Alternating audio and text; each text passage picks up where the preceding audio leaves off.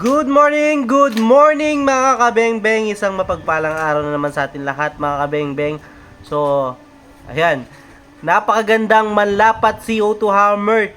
Long tank na naman yung ating nasa harapan mga kabengbeng. So, yan, legit na manlapat yan. Walang duda mga kabengbeng. So, kung hindi ganyan yung itsura ng manlapat mo tsaka yung receiver niya mga kabengbeng, paniguradong hindi manlapat yun. So, yan po ang ating manlapat hammer type 24 inches long tank. Napakaganda po.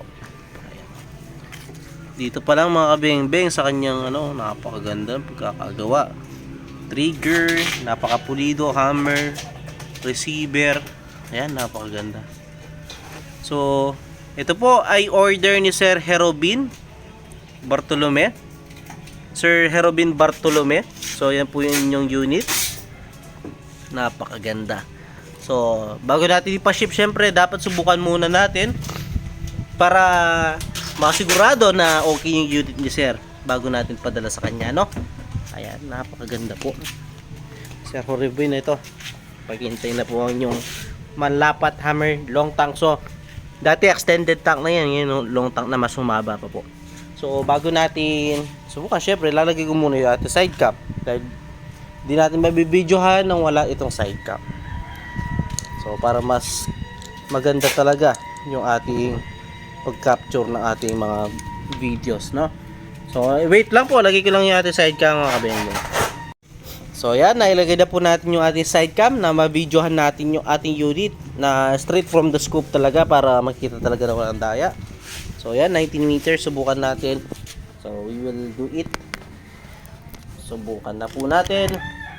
So, gagamitin pala natin bala is Meteor, no? Meteor yung ating gagamiting bala.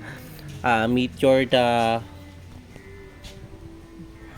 unresized, unsorted, straight from the box na mga bala. So, kung paano yung nalabas sa factory, ganun natin gagamitin. So, no need to customize pa na i-resize natin or ano. So, nasubukan ko naman, okay siya. So, pero kung gusto nyong much better accuracy, pwedeng i-resize and isort yung mga bala. So, minsan kasi may mga pellet tayo na hindi yung napapansin na deform yung kanyang skirt or yung kanyang head. So, ito subukan na po natin, sir, ang ating unit na manlapat hammer type 24 inches long tank. So, yan, Sir Herobin Bartolome. Ito, subukan na po natin, no? First shot po. First shot. Pangalawa.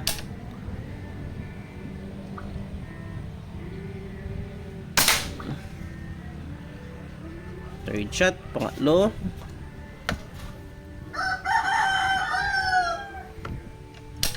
First cock lang yung ating gamit mga kabeng-beng. 2 cock po kasi itong unit. Gandang tumama. Third shot. Ay, pang-apat. Sorry, fourth shot na po pala tayo. Fourth shot.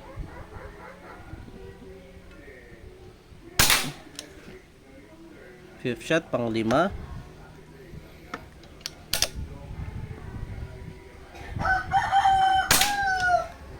Napakagandang tumama. Pang-6. Sir Herobin. Solid. Napakaganda ng unit nyo po. Bakit tayo ma-focus ata, no? So, wait lang. Adjust natin yung parallax. Yan. Ayan. So, yan. Pang 7 na yata to or pang 8, pang 7. Pang 8.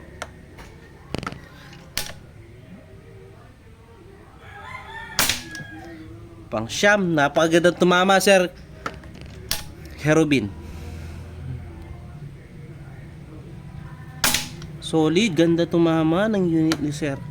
Wala akong masabi mga kabeng-beng. Pang 10. So yan, 10 shots in 1 hole. Walang flyer mga kabeng-beng. So maganda-ganda yung mga napiling na bala ko dito mga kabeng-beng, yung dumabas sa karton. So yun, 1 hole po yan mga beng-beng. Napakaliit lang na groupings yan. Panigurado. Lapitan natin mamaya yan. So nakikita nyo yung ipit mga beng-beng. Ayan o, di ba? Sapul na sapul yung ibon dyan once na inano natin mga beng-beng. So tara, lapitan po natin para ayan po no, walang cut yun, hindi ito pagka video natin. So walang daya talaga mga beng-beng. So tara, tingnan natin naging performance ng unit kasi bago natin padala. Sir Herobin Bartolome ng Cagayan. Ayan, one whole mga beng-beng, napakaganda. Pinakamaliit na daliri ko. Ayan. Ayan. Napakaganda. Solid. Ganda tumama Sir Herobin ng yung unit. So salamat po mga beng-beng. God bless. Sir Herobin, paghintay na lang po yung unit, no? God bless po. Thank you mga beng-beng. God bless. See you next vlog.